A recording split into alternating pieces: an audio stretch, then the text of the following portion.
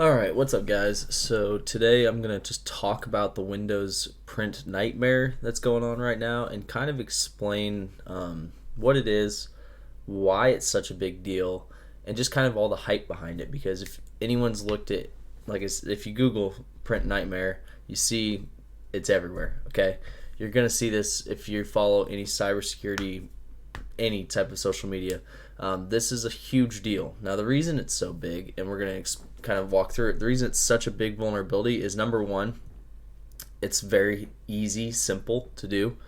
Number two is if you haven't been following the news, what happened was Windows patched, there's two CVE numbers, but Windows patched one, and a company, supposedly, this is what they're saying, I'm not sure the whole what actually happened, but a company published how to do this.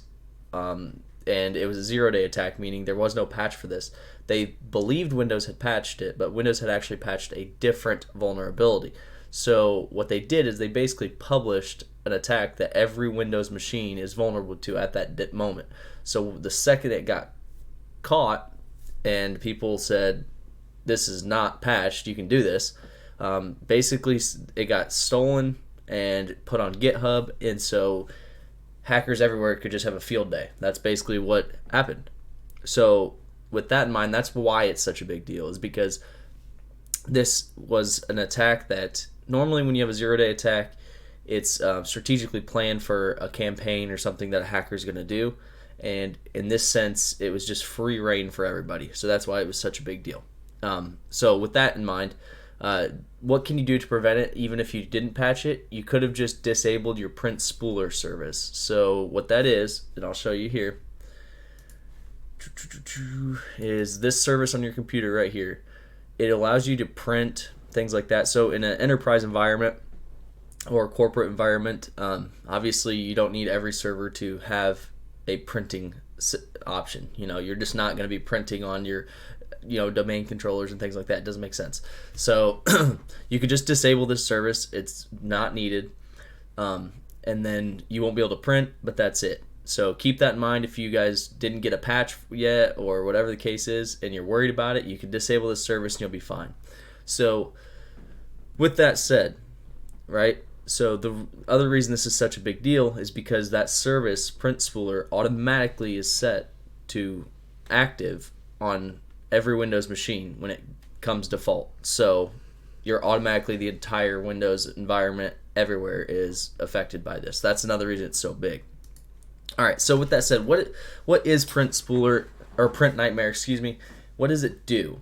Okay, so what it's actually doing is it's taking this service that you're looking at here, and when this runs, it's going to actually call on, it's just like anything you run on your computer, it's going to look for drivers. So in this path, if you guys can see that, there we go. In this path, you'll see under drivers all these DLL files, okay? These DLL files are basically the configurations and things that the application is going to read to then go ahead and kick off what it wants to do, okay? So with that said, typically these things had kind of basically a way of checks and balances in a sense. So I'm not going to dive into the technical part of it because I'm just trying to cover what the vulnerability is and so that you understand it a little bit. If you guys want to look into it and actually see it done, demo it or anything like that, all of that's on GitHub. It's super easy. I'm not going to do that because this is still an ongoing attack. Windows has patched it, yes, but it is still being implemented all over the world. I don't want to contribute to that. I know some people will say that's crazy because, they can just go somewhere else. Well, that's great. Go somewhere else. I don't want to be a part of that. So anyway, so these DLL files are needed by drivers. So when that print spooler service is kicked on, what it's going to do is it's going to go look for the drivers. Just like when you have a new video graphics card update or anything on your system, whether you have a new printer or mouse, keyboard, anything, they need drivers, right? Everybody knows that. Any peripherals. So when that driver gets loaded up, it's going to run these DLL files. Well, the problem is one of the config files they found out, one of the config DLL files in the driver it actually was able to escalate privileges. So what that means is, if you could you could change that file on a remote system without even doing much of anything, right? It was a simple Python script. And what it would be is, let's pretend this is the DLL file that's going to read. On a remote system, we would actually remove that and put our own DLL file there. So then when the print spooler service starts, it actually runs, and it runs our DLL file. Well, the reason that's obviously dangerous is if we tell that DLL file, when you run, give us a reverse shell, that's what it does. So it's obviously very dangerous to have that run in that new file. And it gives you a reverse shell. Well, here's the bad part. It gives you a reverse shell, but it gives it to you, excuse me, as you can see here, it's running as local system. Okay? So, whoops. Alright. So it's running as local system, right? The problem is, that's going to give you a reverse shell as system. What that means is you're going to have complete root access. You're going to have all admin privileges, all access to everything. So that's where it's becoming a problem.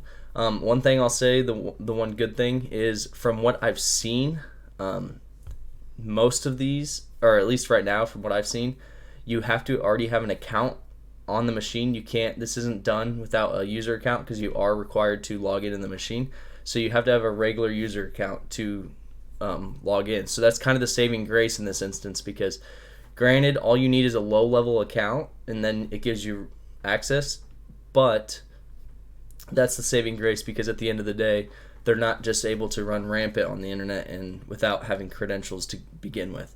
So that's the basics of what this attack's doing, is changing the configuration file for this print spooler service and then uploading and then taking control. So the reason that's the reason it's dangerous, right? Because that's super simple. It's something not difficult. Now, when Microsoft initially did this, the first patch, they were fixing a different issue. They were fixing, I believe it was remote, from my understanding, I believe it was associated with the print spooler service, but it was actually for remote access, not for the local machine. So when that happened, this company came out and said, and published their entire proof of concept of, this is how you do this attack. And they said, well, hey, it's good, we're being ethical, because this attack's been patched, so this is just kind of a heads up. Here's how you do it if it, you're worried about it, anything like that. And turns out that was not the patch, or that was not the correct thing, because that hadn't been patched yet. So what they did is they just gave everyone a how-to guide, hack every single Windows machine that's in existence at that moment. So that was a huge mistake on their part. One of the reasons I'm not going to show how to do it, even though there's probably thousands of videos out there at this point, but that's one of the reasons I don't want to show how to do it, because we don't know for sure that this is done. And that's why you're still seeing it all over the news, and you'll see it here. That's one of the reasons you're still seeing it, is because we don't know for sure it's done. Now, granted, like you can see, just read some of these.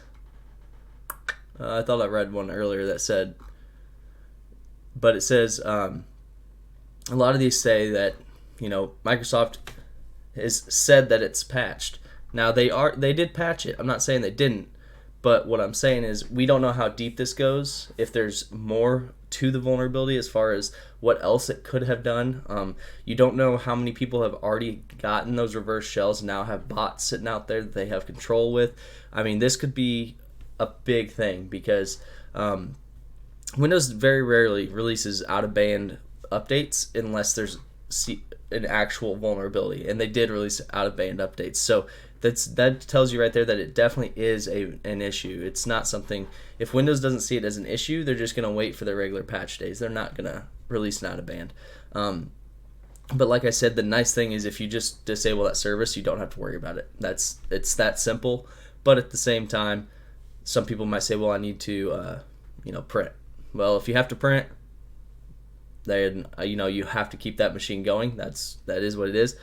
Now, the big thing was making sure that your domain controllers did not have this. That was the big one. And as everyone knows in an enterprise environment, if you have control of the domain controller, you have control of everything. So that was a huge thing because this service ran default on domain controllers as well. So keep that in mind. If you had just a regular user account and you could log on to that domain controller, you could take control of the entire machine just by this simple script that's on GitHub.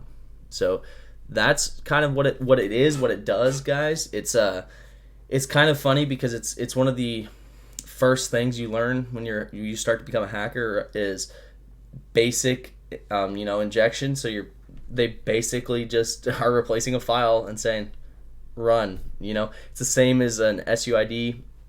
If you guys haven't seen those attacks, with Linux, just using sudo capabilities to run a program for you that's got escalated privileges. It's the same thing. So it's a very basic concept, but somebody just happened to notice that this DLL file allowed you to change it, and it would still run. It didn't have any checks. It didn't try and confirm that that's the correct DLL file. It would just run for you, and it's running as system. So that's a big deal. So it sucks, obviously, because a lot of people were affected by this, but it's kind of neat to see how crazy people are deep dive into these when a new patch comes out or anything like that. I mean, somebody had to sit there and go through, you can see here, I mean, hundreds and hundreds of DLL files, and that's only in this one folder of drivers when there's all these too. I mean, you'd have to go through and every machine that has different drivers, so you'd be going through tons and tons and tons of DLL files just to see permissions and things like that. So it's kind of crazy that people deep dive that hard into new patches to find the vulnerabilities, which is what you have to do if you're ever going to find a 0-day attack, which is what it is. So it's just neat to see how people's minds work. I think it's pretty crazy. But I just wanted to cover the basics so that you guys understand what the attack is, so you understand why it's a big deal, because realistically it's a low level attack, and I say that because of the sophistication needed for the attack. It's not an APT or anything like that.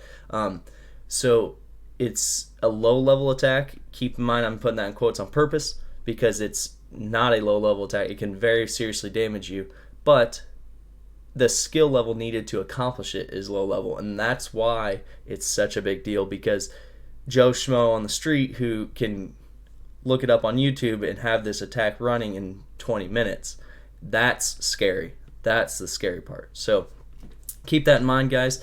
Let me know what you guys think. If you guys want me to keep covering attacks that are coming out, things that are happening, like the SolarWinds attacks, stuff like that, let me know. I'll keep covering them, kind of let you guys in on what it is it's doing, the basics, if it's a big deal, if it's a threat to you.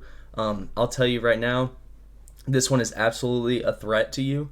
I'm going to rate this attack, I would say a 9.5 out of 10. This is almost the perfect attack, and the reason I say that is because it's simple, non-sophisticated. It's not going to get caught very easily. Obviously, you start running programs as system, you're going to get caught pretty easy. But the attack itself is very simple, very easy to do, and was enabled on every single Windows machine in the world. So that's about as good as an attack gets, in my opinion, because you don't even have to scan a computer. Or you didn't, I should say. You wouldn't even have to scan for anything. You wouldn't even have to check if it's vulnerable. You wouldn't have to do. Every Windows computer in the world was vulnerable by default. So you just know it works. That's as good as it gets, guys. So again, I'm gonna rate this a 9.5 out of 10. This specific attack. But let me know what you guys think. Tell me in the comments if you think it was a good attack, or if you think it was a huge mistake by Windows. Or do you think it was a really clever discovery by someone else? So you can go either way with that too. You could say, well, Windows really dropped the ball on this, or you could say that attacker is really smart. So let me know what you guys think. Keep me in the comments and tell me what you guys want to see in the future. If you want to see me cover any other attacks, anything like that. If you guys hear of an attack that you want me to deep dive into and find out for you, let me know. If they're older attacks, I might do a demo. But I'm not going to do a demo on an attack that's still happening currently, because I just don't want to be involved in it at all as far as contributing. I don't want some kid to watch my video and say, oh, if it's so easy, let me just do it. I don't want any part of that. So let me know what you guys think. Keep liking the videos, and I'm going to keep trying to make them as much as I can. Obviously, we're pretty busy, but that's it, guys. I appreciate it, and thanks again.